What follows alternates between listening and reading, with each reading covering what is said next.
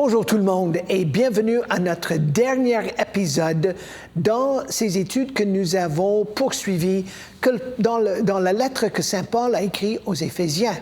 Et j'aimerais vous remercier d'avoir participé avec Sandy et moi et avec les étudiants et les étudiantes qui ont récité certains paragraphes dans la lettre. C'était un privilège de faire cette 3e saison avec vous.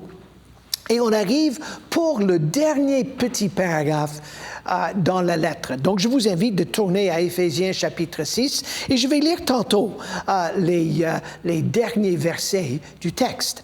Mais tout d'abord, faisons une récapitulation. Vous allez vous rappeler que nous avons commencé notre série avec certains préambules à l'étude.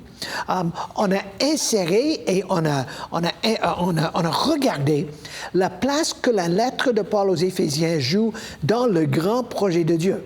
Et encore, je vous invite maintenant qu'on a fait cette étude de retourner dans les livres de la Bible, le texte de la Bible du Sommeur que nous utilisons avec l'organisation Biblica Canada, et de revoir le projet de Dieu en 6 actes, ou si vous vous souvenez de mon métaphore, dans le sextura, et de voir la place incontournable que cette lettre joue dans le grand projet de Dieu. Nous avons examiné Éphèse comme lieu qui a reçu la lettre. On a examiné Paul même avant qu'il a écrit cette lettre, quand il a raconté son discours d'adieu aux anciens de l'Église à Éphèse en acte 20. Ensuite, on a décortiqué les 3 premiers chapitres et nous avons vu que c'était vraiment un texte commémoratif, cultuel, pour dire aux mémoires de Dieu, Jésus-Christ et le Saint-Esprit, qu'on a vu dans la première longue phrase du chapitre 1er, et la place de l'Église. Donc, ce texte était vraiment une exhortation, c'était un enseignement, mais véritablement une bénédiction au grand Dieu trinitaire. Ensuite, depuis la 11e étude, on était dans ce qu'on appelle la parénèse, les textes d'exhortation, les textes d'encouragement, pour que les récipients de la lettre puissent prendre ce qu'ils ont appris dans les chapitres 1, 2 et 3 et de voir ses conséquences dans leur vie dans l'Ecclésia. Évidemment, la lettre a été écrite aux églises à Éphèse, probablement aussi à Laodicée. Mais il y a beaucoup de ressemblances, comme on a vu, entre Colossiens et Éphésiens. Donc, probablement, les 2 communautés ont partagé leurs lettres. Mais n'oubliez jamais, la lettre a été écrite à eux. Mais c'est une lettre aussi universelle pour nous. Donc, nous pouvons prendre le volet explication et nous pouvons appliquer, approprier les chapitres 4, 5 et 6 pour notre vécu dans nos églises et dans nos sociétés de nos jours. Et c'est dans ce contexte que Paul termine la lettre. Et il a écrit « Pour que vous connaissiez ma situation et que vous sachiez ce que je fais, Tychik, notre frère, cher frère, qui est une fidèle serviteur dans l'œuvre du Seigneur, vous mettra au courant de tout ce qui me concerne. Je l'envoie exprès chez vous pour qu'il vous donne de mes nouvelles et qu'il vous encourage aussi. Que Dieu, le Père et le Seigneur Jésus-Christ accordent à tous les frères la paix et l'amour avec la foi. Que Dieu donne la grâce à tous ceux qui aiment notre Seigneur Jésus-Christ d'un amour immortel. » Fini la lettre. Donc, qu'est-ce que Paul fait dans sa conclusion? Tout d'abord, prenez le temps de comparer les versets 21, 22, 23 et 24 avec Colossiens chapitre 4, les versets 7 et 8. Et vous allez voir qu'il y a une similitude incroyable entre les 2 salutations finales. Mais nous voyons que cette lettre a été envoyée avec Tychik. Donc, qui est-il? Nous savons que selon Actes des Apôtres, chapitre 20, le verset 4, que Luc dit que Tychik était un accompagnateur de Paul à Jérusalem. Il a voyagé avec Paul jusqu'à Jérusalem avec le don que Paul avait sollicité pour les survivants de la famine à Jérusalem à cette époque. Il y a une riche tradition dans la littérature paulinienne sur son désir de prendre soin des pauvres. Vous allez vous rappeler que dès le début de son ministère public, en Galates chapitre 2 et le verset 10, qu'il a été envoyé pour prendre soin des pauvres, ceux qui étaient les victimes de l'injustice. Et il ajoute à cela ce que je voulais faire. Nous savons que le grand prophète Agabus a annoncé qu'il y aurait une famine qui allait toucher surtout Palestine.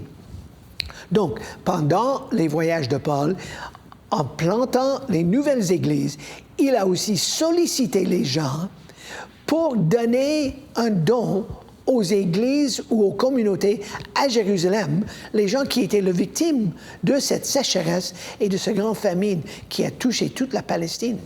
Donc, Paul en a parlé aux Philippiens, surtout en chapitre 1er et chapitre 4.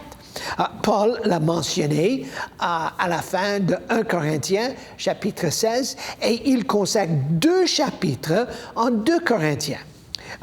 Paul en aborde la question en Romains, chapitre 15. Et lorsque Luc raconte l'histoire, il dit qu'une fois que Paul était, à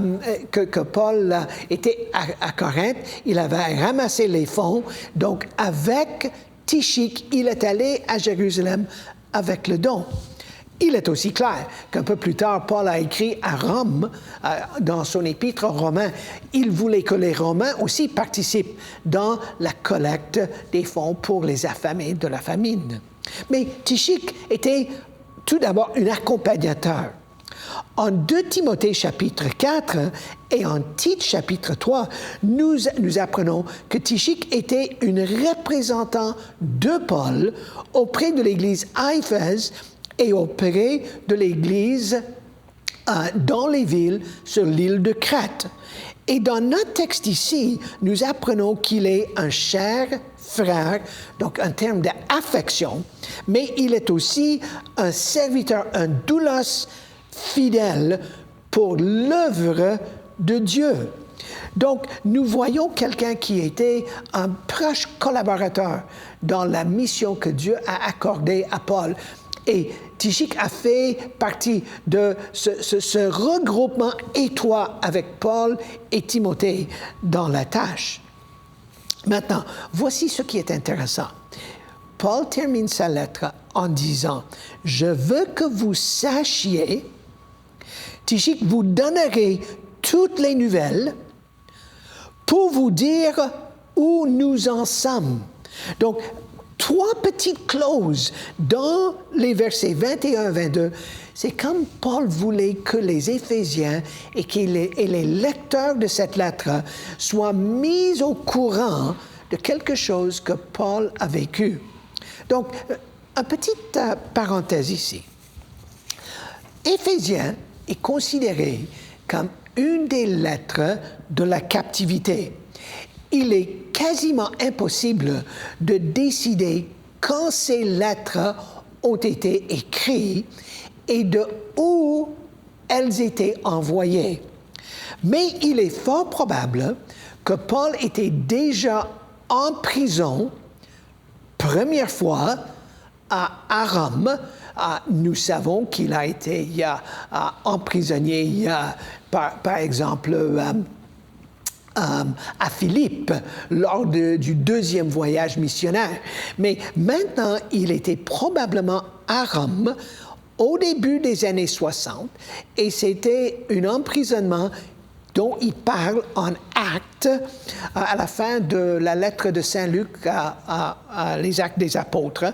Et c'était probablement à ce moment-là que Paul a envoyé la lettre aux Philippiens, aux Colossiens et aux Éphésiens.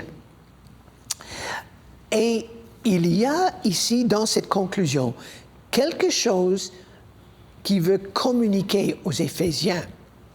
À mon avis, ce quelque chose était probablement l'état de sa personne qu'il avait vécu depuis les atrocités qu'il a vécues à Éphèse en probablement 55, après les 3 ans. Je vous invite de relire le gros combat dont Paul a fait face en Actes chapitre 19. Et vous allez vous rappeler que même en Acte 20, lorsqu'il a donné son discours d'adieu, il a averti les anciens de l'Église sur les loups qui allaient entrer dans l'Église et pour prendre les gens captifs. Nous savons que Paul a aussi écrit les lettres pastorales, 1 Timothée et 2 Timothée. Et là-dedans, maintenant, Timothée est à Éphèse, Paul leur écrit et il les avertit. Donc, Paul était dans une position très fragile après le grand des meurtres pendant 2 heures de temps dans cette grande stade que nous avons déjà identifiée au début de notre série. Les gens, pendant plus que 2 heures de temps, louangeaient le grand déesse Artémis d'Éphèse. Et Paul savait qu'il confrontait les principautés, les pouvoirs, les autorités, les souverainetés, ces pouvoirs que nous avons décrits qui sont aliénés de la seigneurie de Jésus-Christ. Et Paul a passé par un temps très difficile. Peut-être vous allez vous rappeler que même quand il a écrit aux Corinthiens, vers la fin des années 50, il a dit ceci aux Corinthiens. Il a dit « Béni soit le Dieu et Père de notre Seigneur Jésus-Christ, le Père qui est plein de bonté, le Dieu qui réconforte dans toutes les situations. Il nous réconforte dans toutes nos détresses, afin que notre tour, nous soyons capables de réconforter ceux qui passent par toutes sortes de détresses en leur apportant le réconfort que Dieu nous a apporté. » Il continue. « En nous, et nous possédons à notre sujet une ferme espérance, car nous savons que si vous avez part aux souffrances, vous allez aussi part au réconfort. Il faut en effet que vous sachiez, frères, quelle détresse nous avons connue dans la province d'Asie, Éphèse. Nous étions écrasés, à bout des forces, au point même que nous désespérions de conserver la vie. Nous avons accepté en nous-mêmes notre condamnation à mort. Cela nous a appris de ne pas mettre notre confiance en nous-mêmes, mais uniquement en Dieu qui ressuscite des morts. Et c'est lui qui nous a délivrés de telles morts. Et moi, je pense probablement que quand Paul a écrit Éphésiens 6, les versets 21 et 22, il voulait que Tychik communique à l'Église à Éphèse, que oui, il a passé par ce temps affreux. Ce temps où il y avait un sentiment d'une condamnation de mort sur son cou. Il a été en détresse, en affliction. Et dans cette lettre, il voulait communiquer comment il a été livré. Moi, j'ai une formation pastorale. Mais je n'ai pas une formation ni en accompagnement pastoral, ni en relation d'aide. Mais des fois, j'ai reçu mes amis dans mon entourage, les gens qui sont venus avec les situations émotionnelles incroyables. Et j'ai toujours référé ces personnes à une aide professionnelle. Par des thérapeutes, des conseillers, des conseillères chrétiennes pour les accompagner dans leur détresse. Et si j'avais reçu Paul chez moi et il a dit ce qu'il dit dans 2 Corinthiens chapitre 1er, moi j'aurais dit, Paul, tu souffres d'un épuisement incroyable. Tu es dans un état dépressif. Prends du recul, retrouve tes points de repère. Et je me demande s'il arrivait à ce moment dans son ministère, incarcéré de nouveau à Rome, en attendant son procès à Rome. Mais il voulait que Tychik prenne le temps pour mettre les Éphésiens au courant de tout ce qui lui concerne. Il voulait qu'ils comprennent bien sa situation. Il voulait que Tychik leur donne ces nouvelles, mais qu'ils soient encouragés. Et tout de suite, nous avons un passage qui nous donne une fenêtre de compréhension sur l'état émotionnel de Paul. Je vous invite d'étudier cette époque de la vie de Paul après le 3e voyage missionnaire, son retour à Jérusalem, son voyage à Rome et pour le premier procès. Il a été probablement exaucé, acquitté lors de ce premier procès.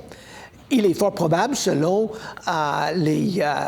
une examination assez méticuleuse par rapport à l'archéologie, que Paul a probablement fait ce qu'il voulait faire en Romains 15. Et il est allé en Espagne. Mais il est retourné pour un 2e procès à Rome. Et de ce procès, il raconte comment il est de nouveau épuisé et en grande affliction en 2 Timothée. Donc, tout ça pour dire que Paul n'avait pas une vie et une voie facile. Mais quand même, il avait des collaborateurs comme Tychik qui ont communiqué aux églises son bien-être. N'oubliez pas dans tout cela que même dans 1 Corinthiens, chapitre 15 et le verset 32, il parle de comment il a dû faire face aux bêtes sauvages et féroces. Donc, la situation qu'il a vécue à Éphèse était toute particulière. Mais il avait des gens autour de lui qui l'ont accompagné et il voulait qu'il partage comment il était maintenant plus encouragé vers la fin de sa vie. Donc, le texte nous donne un petit clin d'œil, une fenêtre d'information sur son état et comment Dieu a pris soin de lui. Donc, il arrive à la fin. Et maintenant, il donne une bénédiction. Il donne un mot d'honneur. Il donne une doxologie, une parole de gloire. Et il dit que Dieu, le Père et Seigneur, et le Seigneur Jésus-Christ, accorde à vous tous, frères et sœurs, la paix, l'amour avec la foi. Exactement les mêmes choses qu'il avait citées dans sa longue bénédiction en chapitre 1er. Et il le répète, je veux que ce Dieu, le Père et le Seigneur Jésus-Christ vous accordent ces 3 grandes vertus, la paix, l'amour et la foi. Et il continue, que Dieu donne sa grâce à tout ce que Dieu, notre Seigneur Jésus-Christ, qui vient de lui. Et encore, il répète ce qu'il avait déjà mentionné dans la bénédiction. Mais maintenant, il dit que Dieu donne sa grâce à tous ceux qui aiment notre Seigneur Jésus-Christ. Et ensuite, il dit, d'un amour inaltérable. Littéralement, ce qui est de l'immortalité. Et nous avons ici un excellent rappel de ce que Paul dit à Timothée, à Éphèse, dans 1 Timothée chapitre 1er et le verset 17. Quand Paul dit dans cette doxologie, il a écrit ceci. Il dit que dans la surabondance de sa grâce, notre Seigneur a fait naître en moi la foi, l'amour qu'on trouve dans notre union avec lui. Et ensuite, il termine au verset 17. Au roi éternel, immortel, invisible, que seul est Dieu, à lui honneur et gloire à travers tous les âges. Amen. Et Paul termine Éphésiens comme il a commencé 1 Timothée, même auditoire, l'Église à Rome. Mais il parle de cet amour immortel, sans fin. Et mes amis, voici ce qui est au cœur de la lettre de Paul aux Éphésiens. Donc, prions ensemble.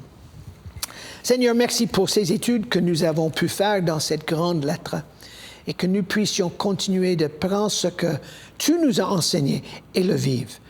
Mais aujourd'hui, en terminant, merci pour ton amour inaltérable, cette immortalité de ton amour. Nous te disons merci. Amen. Merci beaucoup et bonne semaine.